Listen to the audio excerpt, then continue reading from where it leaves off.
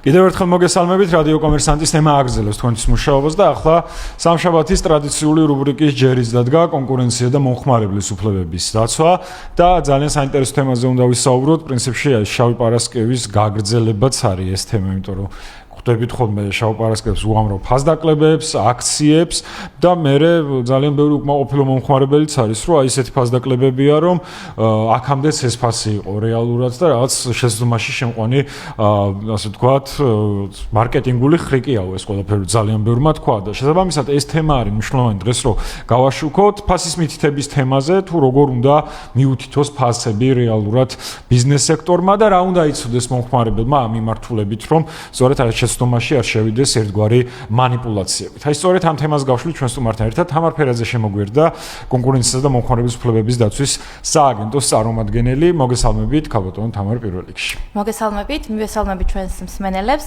პირველ რიგში მინდა აღვნიშნო, რომ მომხმარებლის ინფორმირება ძალიან მნიშვნელოვანი როლი არის სამომხმარებლო ურთიერთობებში და შესაბამისად იგი რეგულირდება მომხმარებლის უფლებების დაცვის შესახებ საქართველოს კანონით.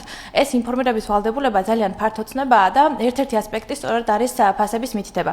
დამეთანხმებით, რომ ფასი არის ის ძირითადი კრიტერიუმი, რის მიხედვითაც უმეტესწილად იღებს მომხმარებელი გადაწყვეტილებას, შეიძინოს თუ არა გარკვეული პროდუქტი თუ მომსახურება. შესაბამისად, ფასების რეგულირების მიზანიც ის არის, რომ მომხმარებელმა მარტივად შეძლოს ბაზარზე არსებული ფასების შედარება და მიიღოს ამის მიხედვით ინფორმირებული გადაწყვეტილება. შესაბამისად, ეს რეგულირება მოითხოვს, რომ აუცილებლად მოვაჭრემ ნებისმიერ საქონელსა თუ მომსახურებაზე მიუთითოს საბოლოო ფასი, რომელშიც იქნება გათვალისწინებული როგორც დამატებული ღირებულების გადასახადი, ასევე ნებისმიერი სხვა ხარჯები და ეს სწორედ უზრუნველყოფს იმას, რომ მომხმარებლისთვის ნათელი და მარტივად აღქმადი იყოს თუ რას იხდის კონკრეტულ მომსახურებაში თუ საქონელში. ასევე აქ მნიშვნელოვანი რაც არის, უნდა აღინიშნოს, რომ თუ კი პროდუქტი საქონელი არ არის შეფუთული, არ არის დაფასოვებული, ასეთ შემთხვევაში და იგი აიწონება ან აიზომება მომხმარებლის თვალწინ აუცილებლად უნდა მიეთითოს ერთეულის ფასიც, ანუ 1 კილოგრამი, 1 ლიტრი, 1 მეტრი და ასე შემდეგ. იმიტომ რომ ხშირად არის ხოლმე შემთხვევები, რომ მითითებული არის გრამის ოდენობა და ეს მომხმარებელს აბნევს და რეალურად არ იცის წინასწარ კილოგრამის ფასი რა იქნება.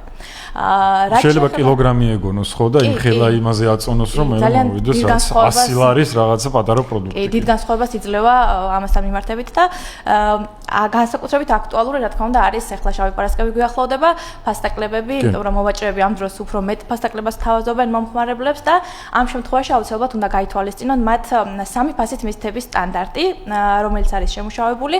ეს სტანდარტი გულისხმობს იმას, რომ ფასდაკლების გამოცხადებისას მოვაჭრემ უნდა მიუთითოს სამი განსხვავებული ფასი. პირველი ეს არის ფასდაკლებამდე არსებული ფასი, შემდეგ არის ბოლო 30 დღის განმავლობაში არსებული ყველაზე დაბალი ფასი და ბოლოს უკვე ფასდაკლებული ფასი. ანუ ამ რეგულირების მიზანიც სწორედ ის არის, რომ ფასები იყოს გამჭვირვალე და დავიცვათ მომხმარებლის უფლებები. თამარ, აქ ჩაგეკითხებით ზუსტად ამ ფასის მითითების ნაწილში სამი ასპექტი ხო, სამი ფასის. ერთი არის რაც იყო საწყისი ფასი, შემდგომში 30 დღის განმავლობაში ყველაზე დაბალი ფასი რა იყო და ახლა ფასდაკლებული ფასი რაცა.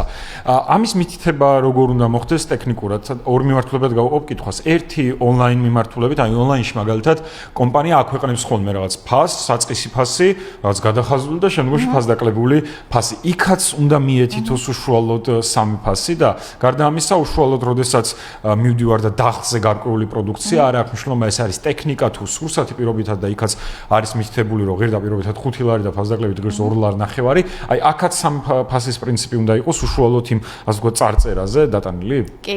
არ აქვს მნიშვნელობა ამ შემთხვევაში ელექტრონული კომერციის მეშვეობით ხდება ვაჭრობა თუ ადგილზე, ანუ დისტანციურადაც ასევე სარეთში და სარეთს გარეთ დადებულ ხელშეკრულებებთან მიმართებით. ცოტა მინახავს ეგეთი სამწუხაროც და ამიტომ დავაკონკრეტე ეკითხა დარწმუნებულად ჩვენს მსმენელსაც. სააგენტო მუშაობს აქტიურად, რომ გაიზარდოს ცნობიერება და ამიტომაც ვიმედოვნებთ, რომ აუცილებლად ყველას ექნება აღნიშნული რეგულირება გათვალისწინებული. ანუ არ აქვს მნიშვნელობა ამ შემთხვევაში მოკლედ ონლაინ იქნება ვაჭრობა თუ ადგილზე, აუცილებლად ფასდაკლების დროს სამი ფასი უნდა მიეთითოს და ასევე არ აქვს მნიშვნელობა რა სახის საქონელი იქნება ეს თუ მომსახურება, იმიტომ რომ აუცილებელია ამის მითითება, რომ მომხმარებელი დაცული იყოს და მოვაჭრემ ბოროტად არ გამოიყენოს და ხელოვნურად არ გაზარდოს წინასწარ ფასები და შემდგომ ფასდაკლება გამოაცხადოს. თუმცა თუ თახლებზე არ არის პირობითად ეს ფასები, სამი ფასი, მომხმარებელს აქვს თუ არა იმის უფლება, რომ მოითხოვოს ეს სამი ფასი ადგილზე? კი, რა თქმა უნდა, იმიტომ რომ ეს რეგულაცია მოქმედებს ყველას მიმართ, ანუ ყველა მოვაჭრეს მიმართ, რომელიც ახორციელებს კომერციულ საქმიანობას საქართველოს ტერიტორიაზე და შესაბამისად ვალდებულია ყველა რომ დაიმორჩილოს და მიყვეს ამ რეგულირებას. გამონაკლისებიც გვაქვს სამი ფასის მითითებასთან დაკავშირებით. აღნიშნული წესი ან ბოლო 30 დღის განმავლობაში ყველაზე დაბალი ფასის მითითება არ ვრცელდება გარკვეულ პროდუქტებზე, მაგალითად ნავთობპროდუქტებზე, გაზპროდუქტებზე, ასევე მედიკამენტებზე, ფარმაცევტულ პროდუქტებზე, ასევე ისეთ პროდუქტებზე, რომლებსაც აქვს მოკლე ვარგისიანობის ვადა ან თქვათ მალფუჭებადი პროდუქტებია, ასევე მომსახურების მიწოდებაზე არ ვრცელდება. კიდევ შევხვდებით ხოლმე პირობით შეთავაზებებს, როდესაც ერთმანეთზე არის დამოკიდებული, აი მაგალითად, თქვათ შეიძინე კონკრეტული ნივთი და მიიღე მეორე 40% ფასდაკლებით. არც ასეთ დროს და არც თქვათ 1+1 შეთავაზების დროს ვრცელდება. ასევე არ ვრცელდება ისეთ საქონელზე, რომლის თავდაპირველი ღირებულება არ აღემატებოდა 200 ლარს. და ისეთ შეთავაზებების დროს, როდესაც ის კი გათვლილია არა კონკრეტულად საზოგადოების ფართო წრეზე, არამედ აი ვიწროდ, მხოლოდ მაგალითად ხანდაზმულებზე, სტუდენტებზე, შეზღუდული შესაძლებლობების მქონე პირებზე და ასე შემდეგ. ანუ მხოლოდ ეს გამონაკლისები გვაქვს, დანარჩენ შემთხვევაში აუცილებლად. ან დავაზუსტებ 200 ლარზე მეტის უნდა იყოს პროდუქციის ღირებულება, რომ ეს ფასი კი, სამი ფასის მითითების სტანდარტი ამაზე მოქმედებს. კი, 200 ლარს ქვემოთ თუ არის, მაშინ არ აქვს მოვაჭრეს. თუმცა სურსათზეც ზოგიერთი სურსათ ისეთი ღირებულებისა, იქაც ესეც უნდა იყოს, ხო? თამარ, საინტერესოა გამოწვევებზეც რო ვისაუბროთ ამ ნაწილში და რას გულისხმობ, იცით, რომ აი თუნდაც ავიღოთ ტექნიკა, რომელიც არის საკმაოდ სოლიდური ფასის და ახლა ყველაზე აქტუალური ალბათ არის ის, რომ შავი პარასკევის ფასდაკლებების, მასიური ფასდაკლებების პირობებში და გინდა არ გინდა მომხმარებლის თვალით რო უყურებ, აირევი უბრალოდ ყველა კომპანია იმდენ ფასდაკლებას, იმდენ ტექნიკაზე გთავაზობს. და არის შემთხვევები, როდესაც იგივე დიდ ტექნიკასთან დაკავშირებით არის რაღაცა 1000 ლარიანი ფასდაკლება პირობითაც და ასე შემდეგ. აი გამოწვევა აქ რა არის? რას გულისხმობ, იცით, რომ თუნდაც ამ სამი ფასის პრინციპი ავიღოთ. ან საწყისი ღირებულება, რასაც დააკლდა შემდგომ რაღაც თანხა, ფასდაკლება და მივიღეთ საბოლოო ფასი. აი აქ თუ მაგალითად არაკეთილსინდისიერად მოიქცა თავად ბიზნესი. რას გულისხმობ, იცით, და აი ამაზე ბევრი წერდა და იმიტომ საინტერესო кейსი, რომ აი მაგალითად თანხა, საწყის თანხად და მიუთით რაღაც არარეალური და ფასდაკლებული უკვე საბოლოო თანხად მიუთით და ის თანხა, რომლითაც აქამდეც ყიდიდა პირობითად, მაგრამ ეხა შეფუთა რომ თითქოს აი Black Friday-ის პირობითად ფასდაკლებაა და ნახეთ რამ ხდება ფასდაკლება. არა და აქამდეც მსგავსი ასე ვთქვათ მოცულობის თანხით ყიდდა. აი ესეთი ასე ვთქვათ შემთხვევების იდენტიფიცირების შესაძლებლობა თუ არსებობს, ან რა გვაზღვის აი მომხმარებელს მაგალითად იმაში, რომ აი როგორ უნდა მოვიკვლიოთ, რომ ნამდვილად იყო თუ არა საწყისი ფასი ეს. აი აქ ეს რა გამოწვევები, ამ გამოწვევებს რო ვისაუბროთ. ამ შემთხვევაში თუ კი მომხმარებელი წააწყდება მსგავსი ტიპის დარღვევას, თუ ექნება მსგავს ფაქტს ადგილი, ასევე არ არის სავალდებულო რომ უშუალოდ მომხმარებლის მიმართ იქნეს მსგავსი დარღვევა, უბრალოდ ინფორმაციის საფუძველზეც შეუძლია მას მოგმართოს განაცხადით ძალიან მარტივად, ონლაინაც არის ფორმა მითითებული, რომელსაც შეავსებს და გამოაგზავნოს, ასევე რა თქმა უნდა ადგილზეც შეუძლია მატერიალური ფორმით შეავსოს განაცხადი და აღნიშნული საფუძველზე სააგენტო უკვე დაიწყებს საქმის შესწავლას და ვთქვათ მოხდება დეტალურად გამოკვლევა და როგორ მოხდა, იყო თუ არა ეს კანონის დარღვევა და ამ შემთხვევაში გამოიყენა თუ არა ბოროტად მოვაჭრემ ეს ფასდაკლების პერიოდი და თქვათ ფასებთან დაკავშირებით შეიყვანა თუ არა შეცდომაში მომხმარებელი და სწორედ აი ამისგან თავის დასაცავად აი ეს სამი ფასის მითითება აზღვევს თქვათ მომხმარებელსაც რომ არ იყოს თქვათ ეს ფასები ხელოვნურად გაზრდილი და ეს თქვათ არ შეიფუთოს შემდგომ თქვათ თუნდაც შავი პარასკევის ფასდაკლებით და რეალურად მომხმარებელს ჰქონდეს ინფორმაცია ნამდვილად ყიდულობს თუ არა კონკრეტულ საქონელს თუ მომსახურებას ფასდაკლებით. კი ბატონო, და კონკურენციის სააგენტოს მანდატზეც რო ვისაუბროთ ამ ნაწილში, პირობითად თუ საჩივარი მოდის და მართლაც დადგინდა რომ ბოროტად სარგებლობა იყო, შემდგომში უკვე კონკურენციის სააგენტოს გამაფრთხილებელი, როგორც ზოგადად აკეთებს გამაფრთხილებელი მექანიზმს რთავს ამოკვლევის შემდგომ დასრულების შემდეგ? თუ კი შესწავლის შედეგად დადგინდება დარღვევის ფაქტი, მოვაჭრეს დაუდასტურდება დარღვევა და ეძლევა ერთთვიანი ვადა იმისთვის რომ გამოასწოროს მისი სავაჭრო პოლიტიკა და ასევე აღადგინოს მომხმარებლის უფლება.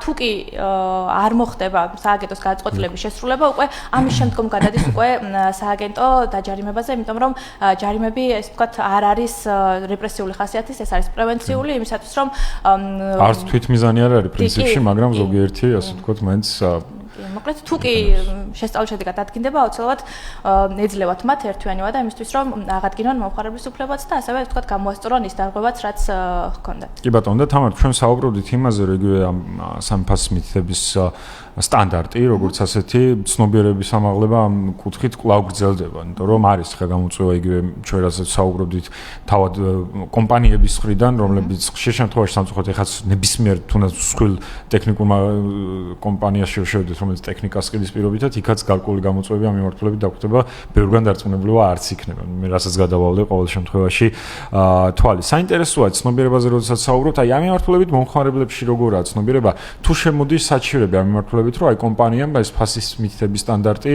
ასე ვთქვათ, დაარღვია. ჯერჯერობით არ გქონია მსგავსი პრეცედენტი, თუმცა ნამდვილად აქტიურად მუშაობს სააგენტო ცნობიერების ამაღლების კუთხით და წლიდან წლამდე იზრდება ჩვენთან განაცხადების რაოდენობაც და შესაბამისად მზად ვართ, რომ ნებისმიერ სახის, ასე ვთქვათ, განაცხადი განვიხილოთ, რაც სამომხმარებლო ურთიერთობებს ეხება და დარწმუნებული ვართ, რომ ცნობიერების ამაღლებასთან ერთად, რა თქმა უნდა, მსგავსი შემთხვევაც, მსგავსი პრეცედენტიც აუცილებლად გვექნება, რომ ვთქვათ, სამი ფასის სტანდარტთან დაკავშირებით მოგმართავენ. კი ბატონო, და თამარო შევაჯამოთ ჩვენს მოდი მაყურებელს უთხრათ რატომ უნდა მიაქციონ ამ ფასის სტანდარტს თავად ასე ვთქვათ ყურადღება როგორ ეს სტანდარტი როგორ იცავს მათ უფლებებს აი ეს რო გაუშალოთ რომ შემდგომში დააკვირდნენ თუნდაც რაიმეს რო იყიდიან წინასწარ გადაწყვეტილება მიიღო კი ანუ ეს სტანდარტიც თავისთავად რა თქმა უნდა მისი შემუშავების ძირითადი მიზანი სწორედ ის იყო რომ მომხმარებელს ჰქონდეს შესაძლებლობა ბაზარზე ხო ძალიან ბევრი მოვაჭრე ყავს შეძლოს რომ შეადაროს მათი ფასები ერთმანეთს და მიიღოს თავად გონივრული გადაწყვეტილება წინასწარ რა თქმა უნდა ინფორმირებული უნდა იყოს ყველა ფასთან დაკავშირებით და იმისათვის რომ სწორედაც ინფორმირებული გადაწყვეტილება მიიღოს შენაძენთან დაკავშირებით არის აუცილებელი აღნიშნული სტანდარტის დაცვა მოვაჭრეების მხრიდან და ეს თავად მომხმარებელსაც იცავს, იმიტომ რომ ხშირად არის ნამდვილად შემთხვევები, როდესაც ფასები არ არის, ვთქვათ, რეალური, შეიძლება მოხდეს ხელოვნური გაზრდა და შესაბამისად ამ სტანდარტით უწყობს ხელს სააგენტოც და რა თქმა უნდა მისი კანონმდებლობა შესაბამისად მომხმარებლებს და საბოლოო ფასი, ანუ აქაც კიდევ ამ სტანდარტის გარდა ხომ ძალიან მნიშვნელოვანია თვითონ საბოლოო ფასის მითითებაც, იგივე ვთქვათ რესტორნებში, ბარებში, კვების ობიექტებშიც აუცილებელი არის რომ საბოლოო ფასი მიეთითოს კვების მენიუშიც, იმიტომ რომ ხშირად არის მენიუს ბოლოს წარწერა რომ არ მოიცავს მოკლედ დამატებულ ღირებულების გადასახადს და მომსახურების გადასახადსაც რაც ასევე დარღვევა არის და ყველა ვალდებული არის ყველა მოვაჭრე რომ როგორც სასმის ასევე კვების საცნობა რომ მენიუში საბოლოო ფასები მიუთითოს, იმიტომ რომ მომხმარებელს არ უნდა უწევდეს თავად კალკულაცია საბოლოო ანგარიშსწორებსაც რა თანხის გადახდა მოუწევს. ანუ ეს წინასწარ უნდა იყოს მომხმარებლისთვის ცნობილი და ზოგადად აღნიშნული ფასების რეგულირების მიზანი საბოლოო ჯამში თუნდაც ყველა სტანდარტის არის ის რომ მომხმარებელს ჰქონდეს შესაძლებლობა გააზრებულად, გამჭვირვალედ მიიღოს გადაწყვეტილება, შეიძინოს თუ არა კონკრეტული საქონელი თუ მომსახურება. კი ბატონო, ძალიან დიდი მადლობა თამარ ესე დეტალურად გაშლისთვის, მოკლედ ამ თემის და ეჭვი მაქვს მომავალშიც დაუბრუნდებით ამ მიმართულებას, შავი პარასკევი და ძალიან თემატური იყო, რომ ამ თემაზეც გვესაუბრა. თამარ ფერაძე იყო ჩვენი გადაცემის სტუმარი, კონკურენციისა და მომხმარების უფლებების დაცვის სააგენტოს წარმომადგენელი. შემდეგ სამშაბათამდე ვემშვიდობებით ამ რუბრიკას, შემდეგ სამშაბათს ტრადიციულად შემეცნებით ნაწილში ძალიან ბევრ საინტერესო ამბავს ამ რუბრიკის ფარგლებში მოგიყვებით.